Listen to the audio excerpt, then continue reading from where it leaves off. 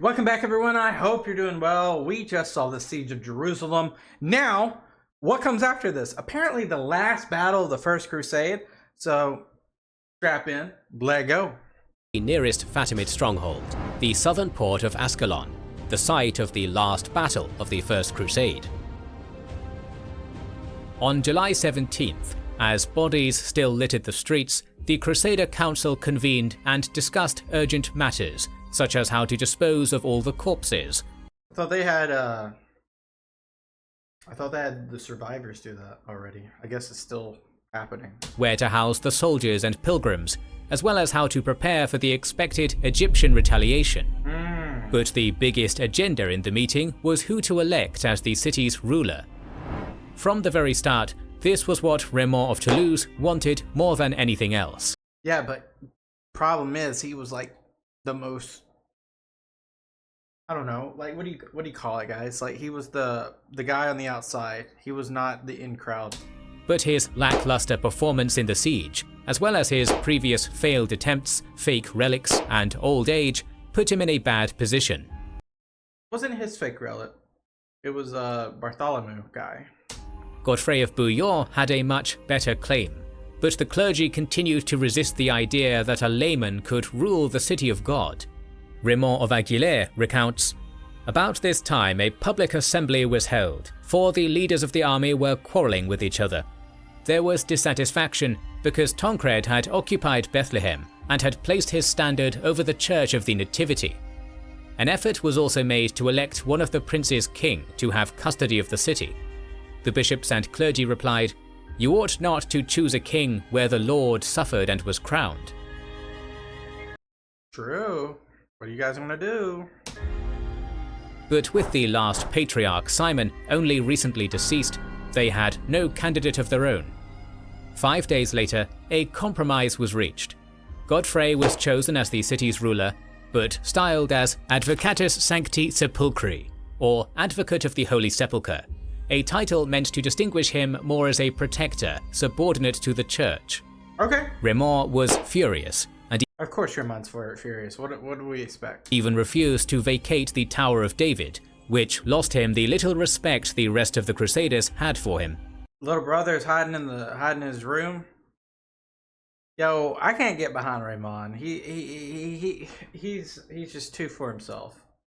Even his own followers began leaving him in droves and started making plans for their journey home. To ease the tension a little, Raymond gave the tower to his trusted ally Peter of Narbonne, the recently elevated Bishop of Albarra, who then quickly solved the dispute by betraying Raymond and opening the citadel to Godfrey. That's funny. Raymond's dreams had been crushed, so he left the city and made camp in Jericho. While he was away, the new Patriarch of Jerusalem was elected. Exactly a year after the death of Bishop Adhemar, on August 1st, 1099, a Norman Crusader by the name of Arnulf took his place. This was an open attack against the rights of Byzantium, which had kept a Greek patriarch in the city for a long time. The new patriarch left the Orthodox Christians alone, but violently persecuted Armenians, Copts, Nestorians, and Jacobites, who were prohibited from entering the Church of the Holy Sepulchre. To strengthen his position, Arnulf then started a cult around a new holy relic, a battered silver and golden crucifix believed to contain a piece of the true cross. Everyone has a piece of the true cross, apparently. According to one source, the Patriarch tortured locals to discover its location. Okay. When we examine how fragile the cohesion of this expedition was in its later stages, it is easy to underestimate them at every turn, which is exactly what most of their opponents did, including the Fatimids. But Vizier al-Afdal was not going to let this stand. Ever since 1094, he was the de facto ruler in Egypt, so he needed to maintain his legitimacy by dealing with the newcomers.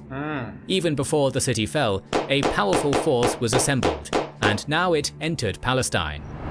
History was now repeating itself, but this time the Franks decided to avoid the near disaster of Antioch and rode out to meet the incoming threat head-on. Originally, the Crusader force had more numbers than some countries, But now, out of the 150,000 people, if we count Dang, that's a big army. I didn't even know it was that big. the People's Crusade, just over 10% remained.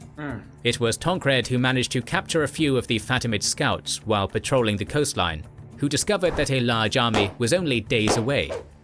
Raymond and Robert of Normandy, however, refused the call to arms, requesting more proof of the existence of said army.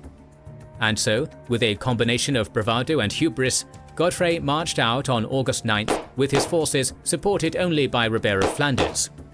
The soldiers left barefoot, accompanied by the Patriarch and the holy relic of the True Cross, in what must have looked like a pitiful sight. I guess for morale, I guess. Next day, under the pressure of their men, both Raymond and Robert joined Godfrey and assembled with the rest at Ramleh. Meanwhile, Jerusalem was left ungarrisoned, with only Peter the Hermit and the clergy Yeah, they're screwed if they go there. Peter the Hermit's just gonna give it to them. saying prayers, hoping for a Christian victory. This all-out strategy once again meant that if they were to lose this battle, the city was guaranteed to fall, making the entire journey pointless. Well, how many times have we said that though? Like it's like they're in the playoffs. I'm gonna make a metaphor out of this. They're in the playoffs, and if they're eliminated, they're done.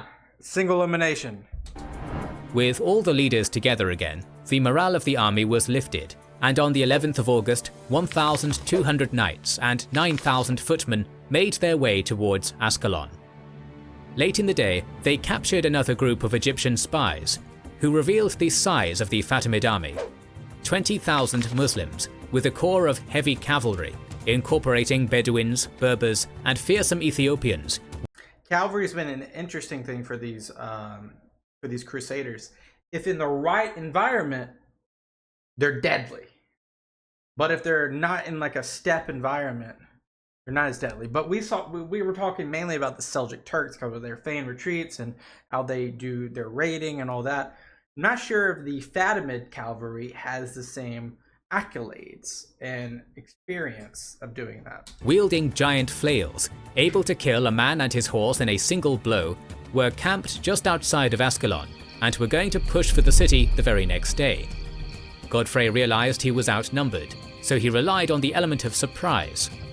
After a short, nearly sleepless night a few miles north of the port, the Crusaders moved south before dawn on the 12th of August, with Raymond on the right, Godfrey on the left, and the two Roberts and Tancred in the centre. The camp was not too difficult to locate on account of the massive herds of oxen, sheep, goats, and camels, and once in sight, the Crusaders made their move. The three groups charged at a moderate pace, catching the Muslims completely by surprise. Al-Afdal prioritized mobility and failed to set up a perimeter or send out scouts. It's about to be a huge one. So most of his troops were Actually, they're either going to scatter or they're going to go into the city. I don't know which one they're going to do. But if they try to go in the city, they're going to get bottlenecked and then they're going to get slaughtered. So they're either going to scatter or half of them are going to die and then the other half's going to go in the city. That's my prediction. Let's see what happens. were still sleeping in their tents. Robert of Normandy headed directly towards the camp, capturing the vizier's personal coat of arms and most of his possessions. Galloping alongside the coastline, Raymond pushed many Fatimids into the sea, drowning them, while others rushed towards Ascalon, only to be crushed to death in the choke point formed at the gates. Exactly what I said was going to happen. But I think they killed more than half of them. That initial shock totally broke the Egyptians, and what could have been an epic battle was nothing more than a rout. One eyewitness recalled, "In their great fright, the Fatimids climbed and hid in trees, only to plunge from boughs like falling birds when our men pierced them with arrows and killed them with lances. Later, the Christians uselessly decapitated them with swords. Other infidels threw themselves to the ground, groveling in terror at the Christians' feet. Then our men cut them to pieces as one slaughters cattle for the meat market." Yeah, there is no empathy on either side, but it seems that the Crusaders have a vengeance. But really, like we've seen on both sides, it's just been horrible. There is no humanity in all of this. Al-Afdal managed to escape into Ascalon and then sail back to Egypt, disappointed in how easy it was for the Crusaders to destroy his army. Not only that, but they captured a wide array of treasures from his camp. Reportedly, those featured gold, silver, long cloaks, other clothing, and 12 kinds of precious stones, helmets decorated with gold, the finest rings, wonderful swords, grain, flour, and much else. They're set up. His sword alone was later sold for 60 gold pieces. The bounty was so vast that the army couldn't carry all of it, resorting to burning what was left behind. Dang. That's an embarrassment of riches, is what we call that. As for Ascalon, the port city refused to surrender to anyone but Remor, the only prince known to have kept his promise of safe passage during the sack of Jerusalem. Godfrey was insulted and didn't intend to give his rival such a crucial exclave that close to Jerusalem. It's crazy that Ramon's got such a reputation. So the Franks simply left. Wow. The strange combination of great martial success, followed by idiotic bickering, was still present. Because of this decision, the powerful Fatimid navy could maintain this foothold for more than half a century, and Al-Afdal would use Ascalon as a staging ground from where he would launch annual attacks. And then, yeah, the future of this region would be at Ascalon's disposal. Regardless, the mission was complete, and the few survivors were some of the luckiest and toughest people in history, with an adventurous and miraculous story so colourful that it could rival that of Alexander. As summer passed, many of them were ready to tell that story back home, and in September of 1099, Robert of Normandy and Robert of Flanders, along with the majority of the Crusaders, sailed away. Remor lingered, and Godfrey was left with just 300 knights to hold Jerusalem. News of Jerusalem spread, but Pope Urban II died in Rome on the 29th of July, just 2 weeks before the news of his success could reach him. That's right. That's right. It had happened before he died, but because this is 1099 and not 2025, he didn't get the tax. For the mighty warriors who returned, their treasures were almost entirely spent by the time they returned home. They were exhausted, sick, and broke, but revered as heroes by anyone who crossed them. Wow. Robert of Flanders, now known as the Jerusalemite, returned to find his homeland in a desperate state. While he was away, Emperor Henry IV had attempted to seize it. He then pushed him back twice. Another war was waged against Normandy, which he also won, and then in 1111, Robert fell from his horse in battle. The Crusader was trampled to death, but his reputation as a pious and victorious servant of Christ inspired many future Crusaders. Making sure we weren't in the next chapter. We're not. A man who met the Byzantine Emperor, fought the Sultan of Rome, Vizier of the Fatimids, rescued Jerusalem, defeated the Holy Roman Emperor and English King. It is no wonder that Flanders, which was one of the most highly populated regions in Europe, went on to become one of the biggest contributors to the Crusades. Either by land or sea, recruits from this region were present in nearly every crusade that would follow. Wow. As for Robert of Normandy, his fate was considerably worse. To leave for the crusade, he temporarily sold Normandy's rights to his brother. To buy it back, he had to resort to marrying a young bride, but by this point, his brother Henri had taken the crown of England for himself, sparking a war. Robert landed in England and started an invasion, which was terribly planned. Lacking popular support, he was defeated and captured in 1106. He would spend the next 28 years being moved from one prison to another, including the Tower of London. That's crazy. I've been there. Until his death in 1134. I probably was in the same area that Robert of Normandy was, and I didn't even know it. That's crazy, man. In his cell, he reminisced how he regretted refusing the crown of Jerusalem, not out of reverence, but out of fear of the work involved. Many historians tend to gloss over these events, but the reality is that Robert had the claim and the supporters needed to take the English throne. In fact, he and Geoffrey Plantagenet are the only dukes of Normandy who didn't become English kings, and had he done so, the history of England, France, and the Crusades would be entirely different. Oh, can you imagine? Then there was Gaston of Bouillon, the mastermind behind the siege weapons at Jerusalem. I forgot about Gaston.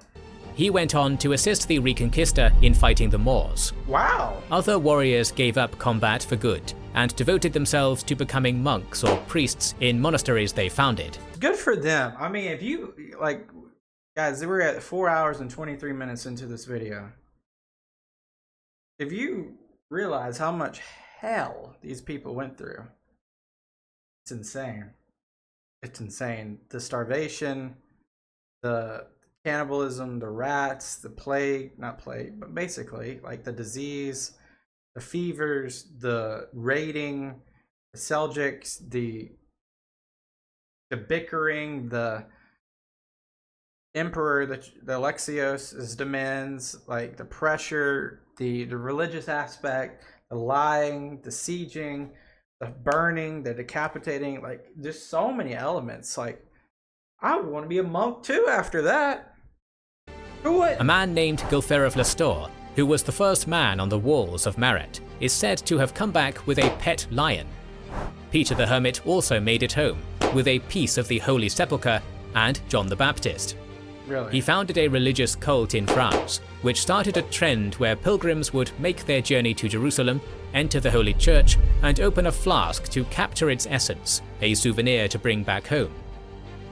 That's an interesting one. Other examples of such tourism included palm leaves, single strands of hair from Christ's beard, a whole ball of the Virgin Mary's hair, pieces of the True Cross, and numerous holy lances. This would set the trend, and modern archaeologists have found thousands of these flasks meant to contain holy water or oil called ampullae. They would I don't know about all that in terms of if it's real or not. We'll have to defer. But that's where we're going to stop today. We got a couple more videos within this First Crusade, which will be the Crusade of 1101, the First Crusade against the Romans, the First Jihad against the Crusaders, the Battle of Shiazar in 1111, and then finally, after all of this, the conclusion and all that. So we still got 4 more on this one, so make sure you hit that subscribe button. Real quickly, I'm just gonna shamelessly also showcase that if you haven't checked that out yet, we have 2 things for you. 1, in the description you can see to join our Discord server. 2, we have a member section now for our for people that want to join as a knight. This is a $1.99 US dollars. And what it allows you to do is a few things. 1, we're gonna have a Discord role for that. 2, you'll be able to see a lot of the premiere videos like this one, you know, a day early or even more than that in the future than everyone else. So you'll get to see reactions ahead of people, and your suggestions for future content that we do here will be prioritized over the regular public. So a few perks, and I'm sure that will be expanded on in the future. I do appreciate all the support, I really do. You have no idea. I want to do this full time. I want to expand on this, and I want to grow this channel and bring forth all this education and collaboration with all of you guys, because history is, I don't know, it's like a tapestry, but it's also a collaborative tapestry. Your context in the comments helps me. These videos help me. I help you. It's a collaborative context of tapestry and a bunch of other buzzwords. I hope you have a great day. I will catch you in the next one. Peace out. Bye-bye.